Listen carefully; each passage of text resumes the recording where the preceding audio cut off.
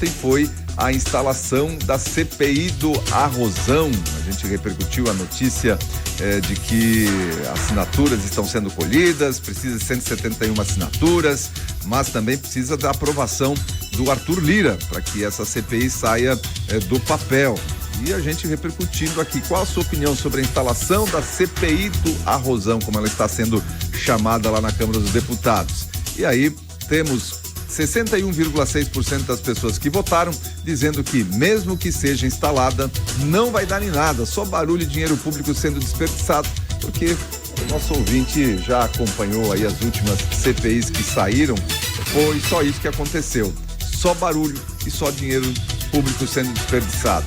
26% votaram aqui que deve ser instalada e 11% dizendo que Arthur Lira não vai instalar essa CPI e apenas 1% ali dizendo que não deve ser instalada a tal CPI do Arrozão. Ontem a gente repercutiu outra notícia a respeito desse assunto, o secretário da Agricultura do governo sendo demitido ou sendo obrigado, forçado a pedir demissão, porque estava aí com o filho, com um advogado, com um assessor, envolvido em empresas que estariam se envolvendo nesse leilão mais do que suspeito, pressão para tudo que é lado. E aí o governo, vamos acabar com esse negócio antes que sobre pra gente. E aí foi o que aconteceu. Só que o Neri Geller acabou botando a boca no trombone. A gente vai ver daqui a pouquinho o que ele falou na sua saída. Saiu atirando para tudo que é lado. E aí tem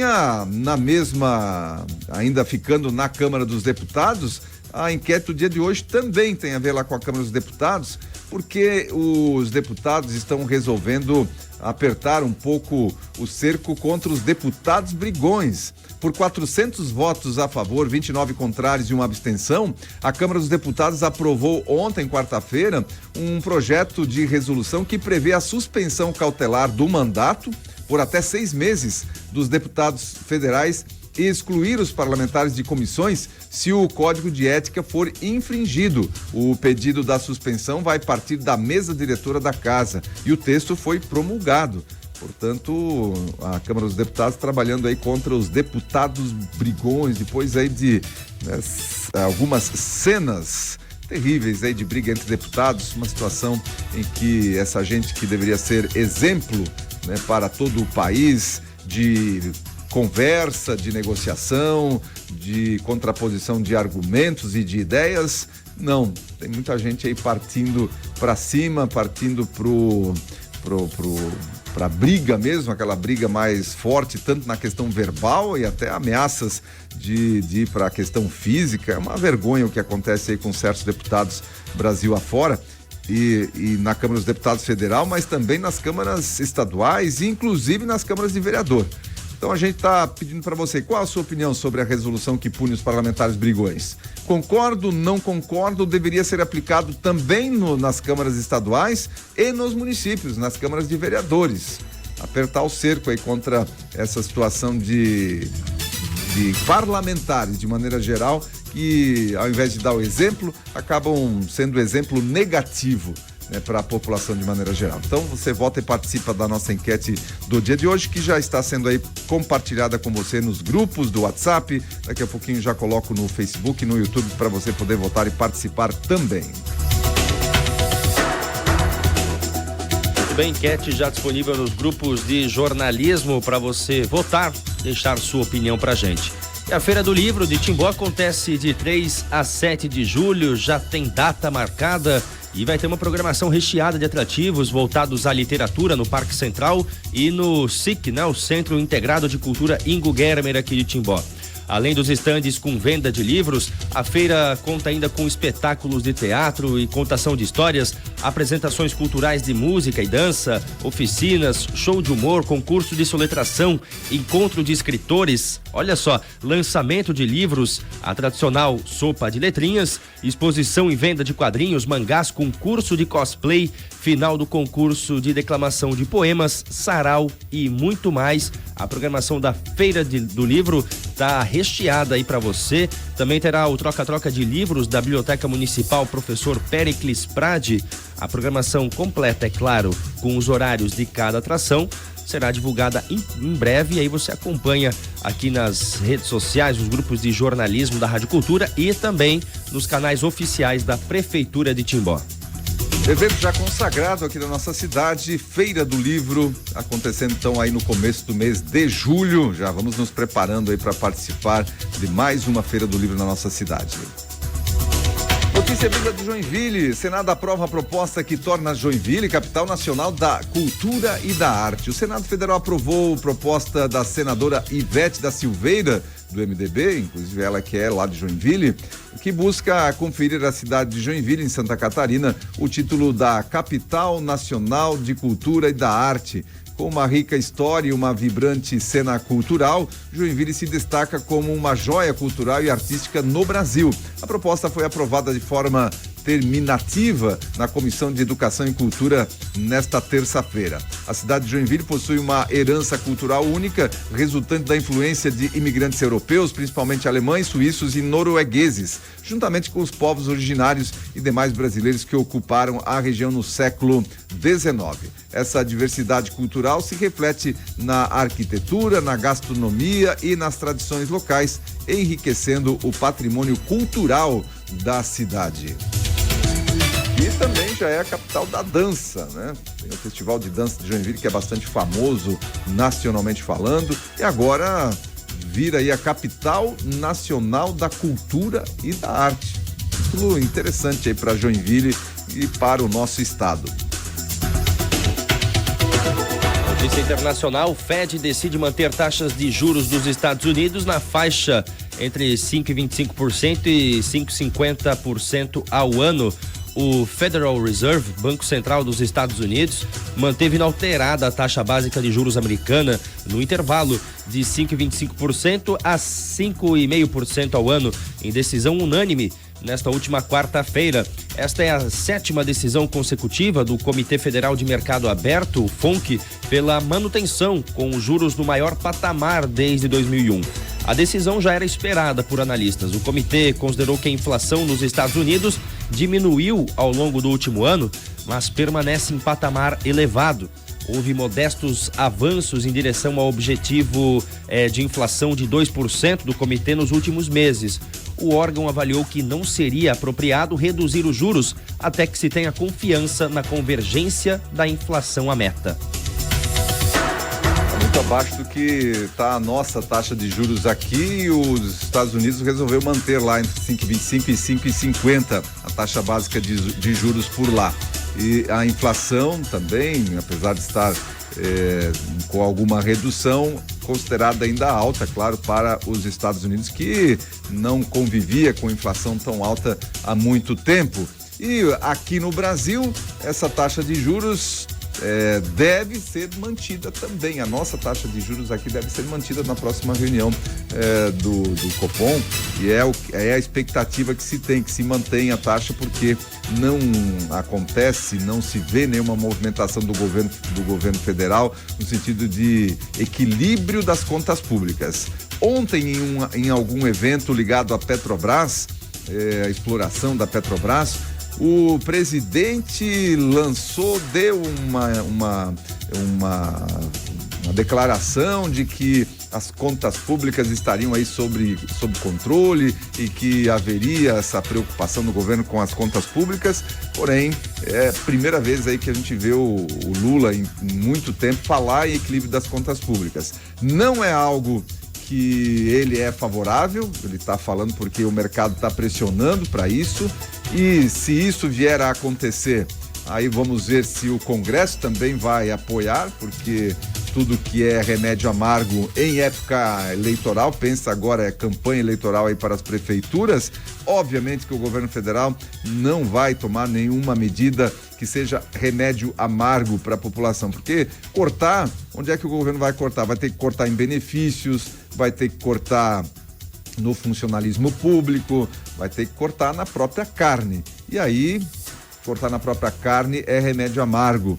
E aí, nessa época eleitoral, muito difícil que isso venha a acontecer. Depois das eleições, quem sabe o governo aí, porque há uma pressão muito grande para o governo tomar medidas nesse sentido. O Congresso Nacional não aceita mais, já está cansado de só medidas para aumentar a tributação, e aumenta a tributação. Toda semana a gente vê alguma medida do governo no sentido de aumentar a tributação e nada no sentido de conter aí o gasto público. Então, o governo realmente está se sentindo muito pressionado nesse sentido, mas eu não acredito que saia muita coisa agora em ano eleitoral, no sentido de endurecer algo nas contas públicas, porque, como eu falei, isso é remédio amargo, vai ter que cortar algum benefício, vai ter que cortar no funcionalismo público. Em ano eleitoral, esse tipo de medida é muito difícil de acontecer. Agora vamos falar de correção do fundo de garantia. Primeiro, você sabia que o fundo de garantia não é corrigido de acordo com a regra inflacionária? Não é não. O funcionário tem lá todo mês um valor depositado na sua conta de fundo de garantia. É uma obrigação que as empresas têm. Pagam lá um percentual, né, que é depositado sobre a folha de pagamento, que vai lá depositado numa conta vinculada, que a pessoa só pode movimentar no caso de rescisão de contrato de trabalho, quando ela é demitida ainda, quando ela pede a rescisão, ela não tem direito a acesso ao fundo de garantia. Quando a pessoa se aposenta, quando ela morre, aí a família tem direito a sacar o fundo de garantia. Enfim, aí tem essas liberações que o governo faz aí em casos excepcionais, e, por exemplo, para utilização, para pagamento da conta da casa própria nesses programas do governo, em casos de enchente, enfim, de intempéries aí que o governo faz liberações, fez liberação no caso da pandemia também. Enfim, tem algumas situações que se pode, o funcionário ou o cidadão pode colocar a mão nesse dinheiro que é do cidadão, que vai lá para uma conta vinculada. Mas essa conta vinculada não é, até então, corrigida com o índice inflacionário. O Supremo Tribunal Federal decidiu ontem, quarta-feira, que a correção das contas do Fundo de Garantia por tempo de serviço não deve ser menor que a inflação.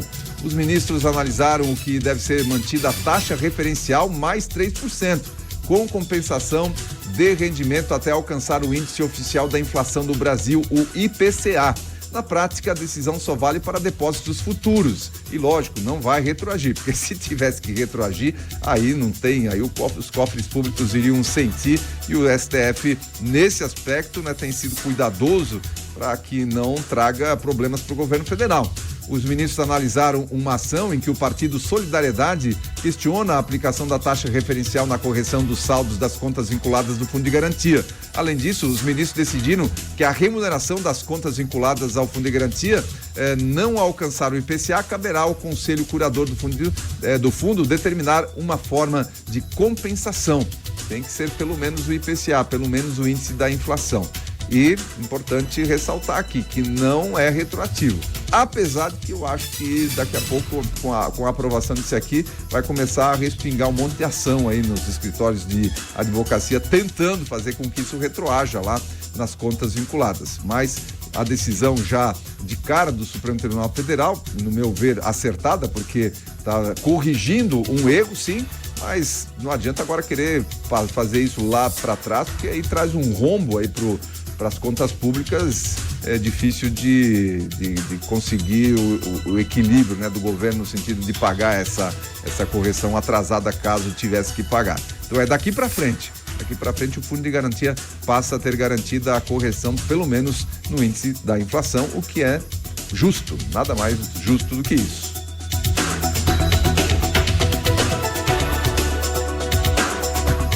A CCJ da Câmara aprovou o PEC que criminaliza a posse e porte de qualquer quantidade de droga. Aconteceu na última quarta-feira, ontem, portanto. A Comissão de Constituição e Justiça da Câmara dos Deputados aprovou uma proposta de emenda que inclui na Constituição a criminalização do porte e da posse de qualquer quantidade de droga. A proposta foi aprovada por 47 votos a 17 na comissão. Agora, a proposta ainda deve passar por uma comissão especial sobre o tema e depois pelo plenário da Câmara dos Deputados. O texto foi aprovado no Senado Federal como resposta ao avanço no STF de um julgamento que pode descriminalizar o porte de drogas para uso pessoal. O Congresso, de alguma maneira, se mexendo, né, ao avanço da politização aí do Supremo Tribunal Federal, da atuação do Supremo Tribunal Federal em assuntos que não lhe cabem, que seriam assuntos do Legislativo, e aí Por que uma PEC? Porque é uma emenda à Constituição, projeto de emenda constitucional. E aí, se está na Constituição, qual é o papel qual seria, né? O papel fundamental do Supremo Tribunal Federal? Fazer cumprir a Constituição. Então, se os deputados, senadores colocam lá uma PEC, ela faz parte da Constituição, teoricamente os nossos magistrados togados do Supremo têm que cumprir a Constituição.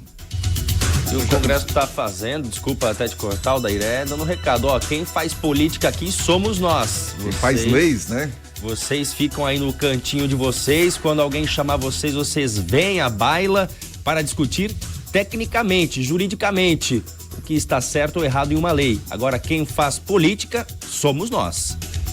Exatamente, até porque se os togados aí quiserem fazer política, eles que larguem a toga e se candidatem, né? A algum cargo eletivo que lhes dá o poder de legislar.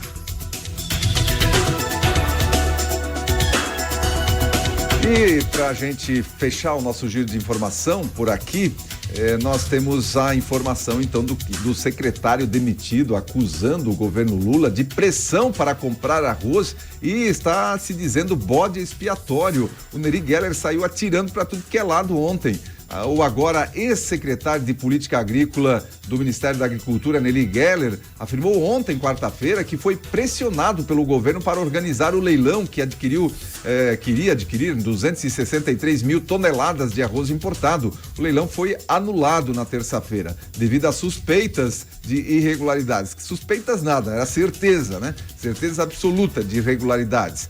Geller declarou que está sendo usado como bode expiatório pelo fracasso do leilão. Nery Geller foi o responsável por organizar o leilão, afirmou que a Casa Civil e o Ministério da Agricultura o pressionaram a comprar a grande quantidade de arroz, mesmo diante de críticas do setor agropecuário.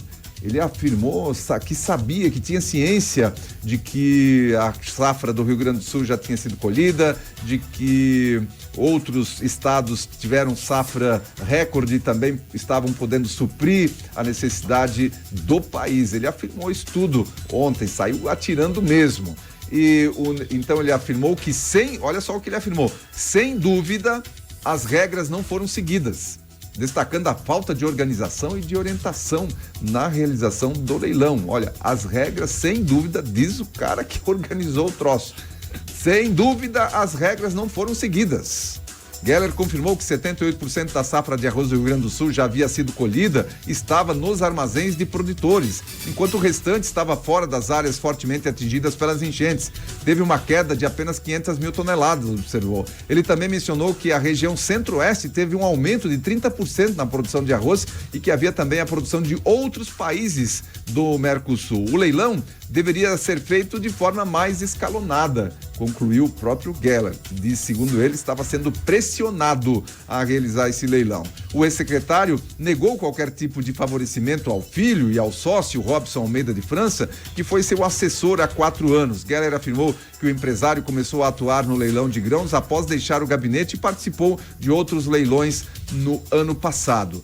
Eu abro aspas aqui, então aqueles valiam e agora não vale mais? Questionou, mencionando uma conversa com Robson na última sexta-feira, quando as suspeitas começaram a surgir. Ele expressou sua tristeza com a repercussão e declarou: eu vou sair como bode expiatório dessa questão, eu não vou aceitar de forma nenhuma. Sabe o que a gente tira de conclusão disso tudo, Odair? Espreme bem a laranja para você saber a qualidade do suco, porque aqui foi só pressionar o ministro. Olha só a quantidade de erro que teve, gente. Agora ele vir dizer, o próprio ministro, a pessoa que organizou esse leilão, que é claro que estava cheio de incongruência, estava cheio de erro esse certame. Por que já não faz certo desde o início, né? Por que não discute isso? Porque sob pressão, aí, né, tem o risco de ser demitido, mas foi exonerado da mesma forma e olha que forma ridícula, ficou ainda mais feio, né? Então espreme bem a laranja que você vai saber a qualidade do suco dela e tá aí a qualidade do ministro. Pois esse ex-secretário das Políticas Agrícolas do Ministério da Agricultura, então Nery Geller, que saiu atirando para tudo que é lado ontem, depois de ter sido forçado a pedir demissão. Foi forçado a pedir demissão diante da repercussão de tudo isso que estava acontecendo envolvendo esse leilão do arroz. O arrozão. O arrozão. 7h20, ficamos